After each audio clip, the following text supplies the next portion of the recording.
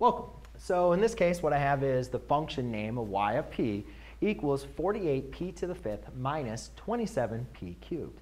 And to do this problem, well, we look at our end behavior. We first need to look at the degree, which is 5, and our leading coefficient, which is 48, and that's positive. So since this is odd, and this is positive, we know that my end behavior is going to fall left, rise right. All right, now the next thing I'm going to do is determine the 0. So I take my output value, set that equal to 0, and then I have 48p to the fifth minus 27p cubed.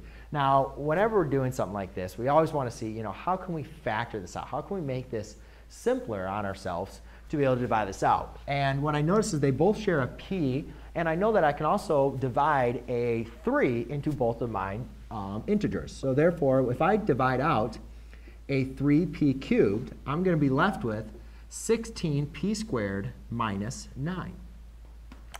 Now, I do have a product that is equal to 0.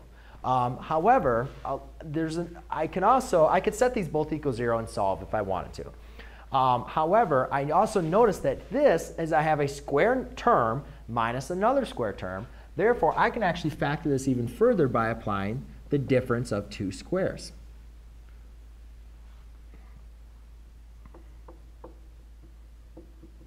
All right, and you can check my work by multiplying that out, and what you would notice is this times this is going to equal this. Now, if you didn't want to do that and you just wanted to add, set this equal to 0, you could have done that as well.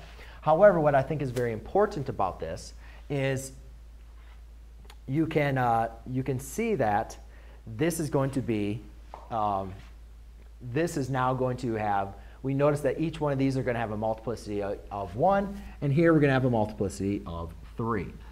So now let's set each of these products equal to 0. So I have 3p cubed.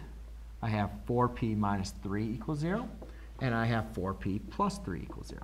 So now by solving, I divide by 3, divide by 3. I have 0 equals p cubed. Take the cube root. I have p equals 0. Here I add 3 to both sides. Here I subtract 3 to both sides.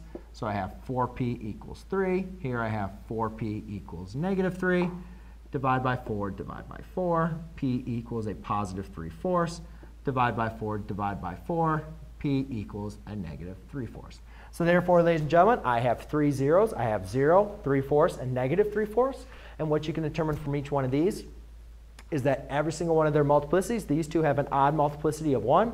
And this one has an odd multiplicity, but it's of 3. But either way, each one of these zeros, our graph is going to cross. So there you go, ladies and gentlemen. I hope you enjoyed. Thanks.